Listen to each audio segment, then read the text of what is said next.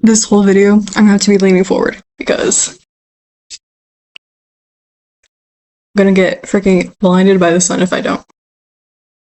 Actually, I have a better idea. I feel like this is better. I won't get slimed out by the sun. Well, my arm is getting slimed out, but it's okay, guys. So we are going to be doing some June book reviews because I'm pretty sure I read like 6 books in June. And during the summer, that's usually when I read the most books because I have the most time. So we're gonna be doing that. And these are the 2 books I have like physical copies of. The rest of them are just gonna like put little pictures. Yes, let's get started. So the first book is The Rachel Incident. Okay, well, some backstory to why I read that book is because I got this book, All Our Hidden Gifts, from my friend. And I was looking through Goodreads. I was like, should I read this? Should I not read this? And when I was looking through the authors, like other books, then I saw The Rachel Incident. I was like, the cover though. I kind of like the cover. So before even reading this book that I got physically, I decided to read The Rachel Incident. So, that's that. Basically, the whole plot of the book, the main girl, Rachel, obviously, she has this like friend. And like this book is like kind of like a contemporary book. It's more modern, drama and stuff. It's not a lot of like plot. This girl, she's like in college and she meets this friend and they become like best friends. They move in together, everything, okay? And she has like a crush on her professor. Not really though. It's just more like like this guy's kind of cute, kind of thing. But she's not like trying to pursue anything. And her friend, some crazy reveal happens and it's just a lot of drama. Like I can't really even say anything because there's not really like a plot. It's more of like characters and like their interactions with each other and how that, drives the plot. But I will say a lot of drama. Drama. Because the plot twist is crazy and the rest of the book is just like, it's not really like a plot twist, but like a plot reveal, what the best friend was doing behind the scenes. A lot of people, they're like, oh yeah, Jane Austen, her books are like just like about society and drama. That's what The Rachel Incident is, but it's more contemporary, like it's like modern Jane Austen, not Jane Austen, but it's like drama. There's no plot, it's just drama. But it's really entertaining and I gave it 4 stars. When looking back at what I wrote in my original review, I said that instead of being a comedy, this book should be more as marketed a literary fiction, but honestly, I take that back. I think it should be more of like a contemporary fiction because like there's not really like comedy. It wasn't like that funny. Like I wasn't like, oh my gosh, ha ha ha. Like I was shocked, and that's like the main emotion I feel like people would feel while reading this because it's just drama. And drama. And it's really entertaining. It's entertaining. Definitely read it. But I will say read it over like a longer period of time because, I'm like an avid reader. I read very quickly, especially when I'm entertained by things. But for this book specifically, I would say read it over like a longer period of time because the book also takes place like within like a longer period of time, like a couple of years.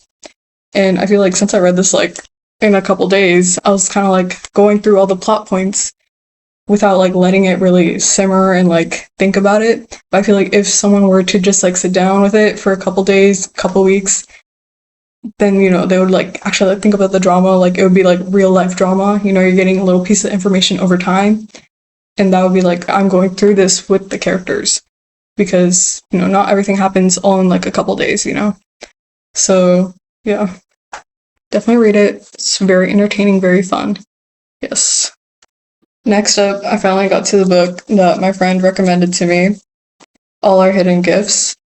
And this book is more like magical and stuff, as you can see, she's like freaking witch. And I did like it, even though, I feel like this is more like a middle school kind of book. But like it was kind of like cute and fun. Like it was fun to read, especially because there's like a lot of drawings and stuff. This girl, she finds this tarot card deck. She realizes she has this power to like be able to use these tarot cards and like it comes like intuitively to her, And, she starts like reading these tarot cards. There's this like weird card, and like supposedly it's like haunting her or something.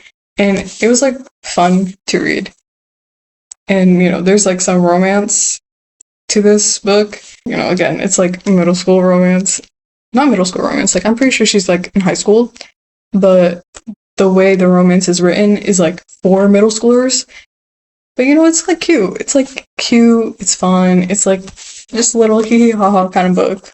I will say I really did love the main like 3 characters. Fun. It's fun. And I do think I will probably read the rest of the series, question mark. Maybe, maybe not. I'll think about it. But it's just like a fun little book. I give it 4 stars, I think. Turns out I gave this 3 stars, but, like officially, like when I first finished reading it. And I don't know, maybe like it's because I'm thinking back on it and like I'm just remembering like specific scenes that I liked. So, I guess I'll put it as like 3 stars because I trust Astika, who just finished reading this, more than I trust myself now after like 2 months. So 3 stars, I guess. And some other things I said was I really loved the author's writing style because, obviously I read the other book first, The Rachel Incident, by the same author. And then finally I read this one because I was like so drawn in by that book.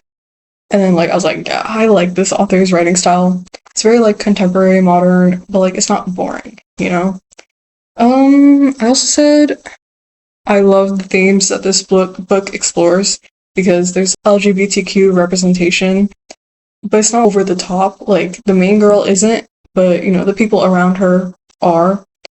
It's like very like casual representation, which I feel like is like the best type of representation because you're not trying to make everything seem like crazy and like, oh yeah, this is like how everyone is. It's more like, some people are, some people aren't. And it's not making the people who are weird or like abnormal or like, super extraordinary. They're just like normal people. And this book really does a good job of representing the average LGBTQ person. Well, maybe not the average, but just in general. They're just like there. And I feel like that's how it is in real life, Oh yeah, there's also like some mentions of like Filipino culture in this book because a friend she gets later is Filipino and there are some like mentions about her culture and stuff.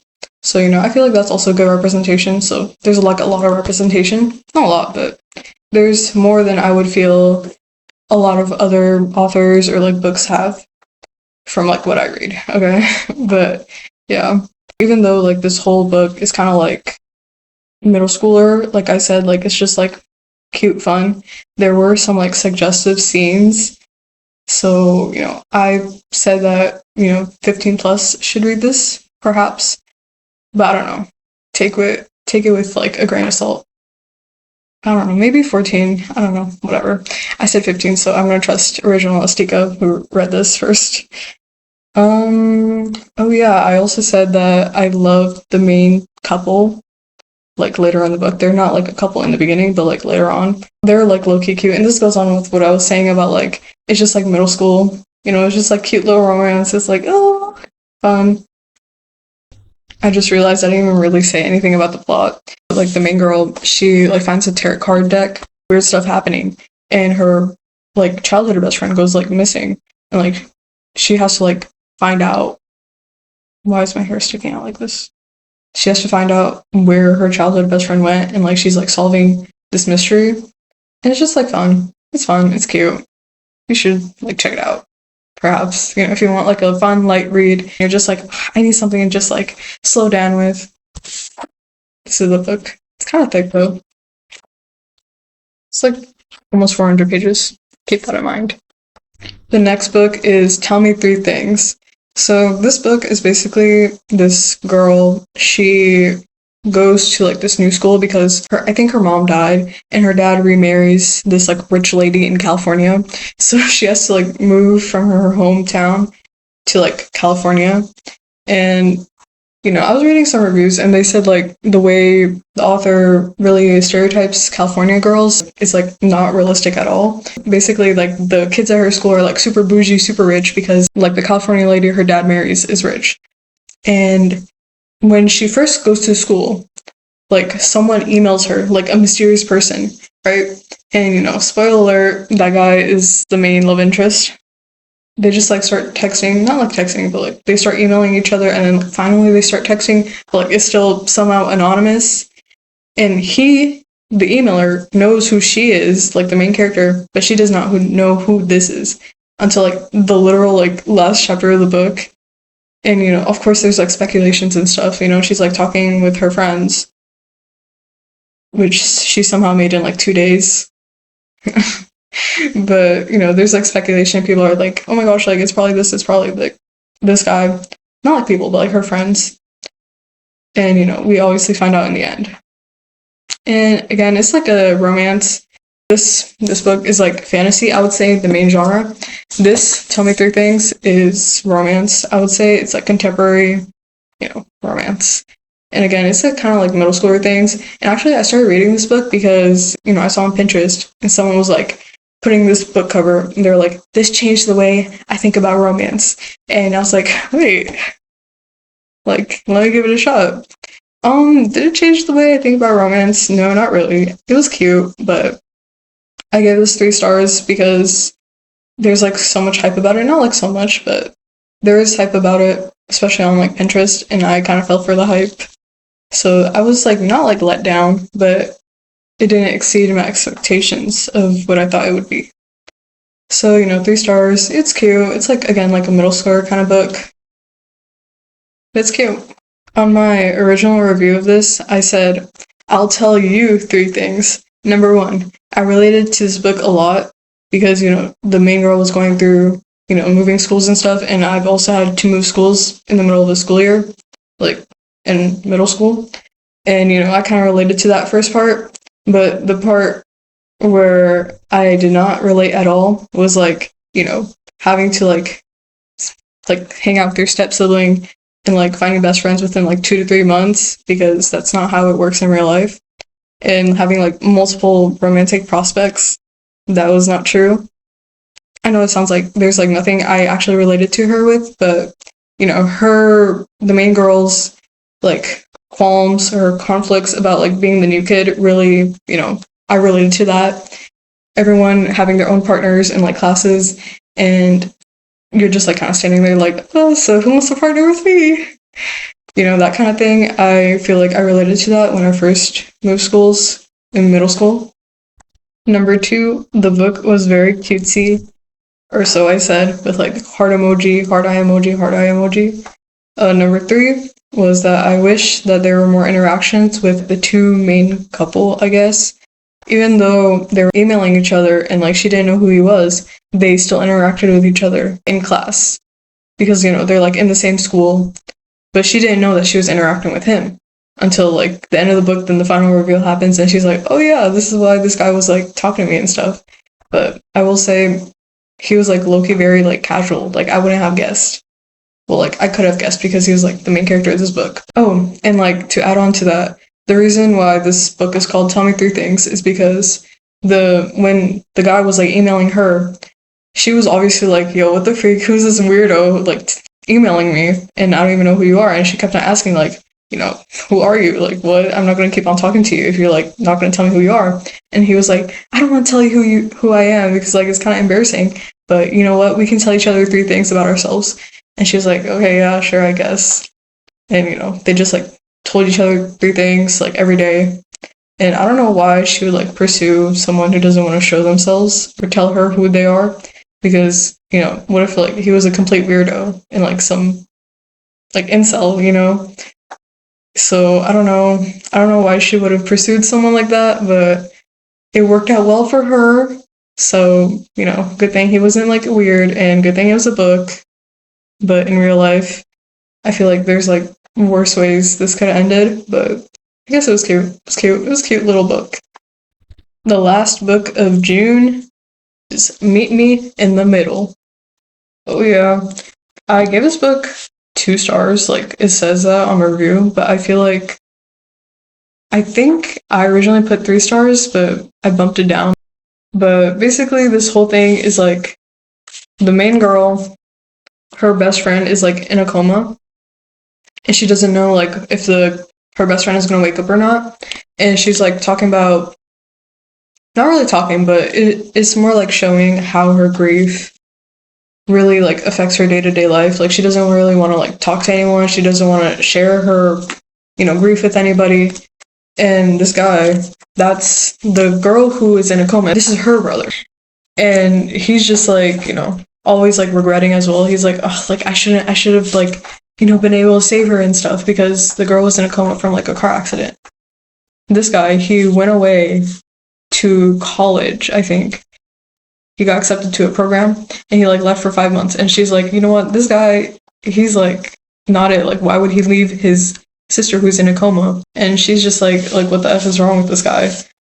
But little does she know, he left because he felt like really bad and he just needed some space. And, eventually he comes back like after like 5 or 6 months and, they interact and they cross paths. And the thing is, they hadn't talked since the girl was in a coma. So it's like super awkward and stuff. And yeah, that's basically the whole book. It's not like really entertaining or anything, which is probably why I changed it to 2 stars from 3 stars. I said that I would have liked this book more if there wasn't a subplot of the girl being in a coma, which I know is like kind of like the driving force, but like it's also kind of like a subplot because like the main characters are these 2 characters and they got like something going on, but like it's like, oh, like we can't be together, like look what happened the last time we were together. This girl, she got in a coma. So I guess it's like kind of like a subplot, but like not really. So, that kind of thing. I feel like it would have been like more entertaining if like the girl who was in a coma was like actually kind of like in the middle of them because she's her best friend, but her brother. No, her sister. What? She's her best friend. She's his sister. And I feel like if that girl was just like kind of in the middle of them, like, they're just trying to like hang out and stuff, and she's just like, ew, like, get away. Like, why are you guys like trying to have something going on? I feel like I would have liked it more if, that was the case. Like, it was just more focused on romance. Like, I don't even know what this was supposed to be. Like, I guess like grief, but like not really though. Like, I think that this whole book was just like them going like back and forth of like wanting each other and like not wanting each other, like, oh, we should do this, but like I kind of like you, that kind of thing. And it was just like such a drag. Like it's like 200, 300 pages of just like, oh, we should be together. What happened the last time we were together? On and on and on. And it was just like, bro, what the freak? Just like decide whether or not you want to. Okay, guys, that was June books. Thanks for watching. See you next time, because I'm going to do July and August books. Y'all better watch that. Bye.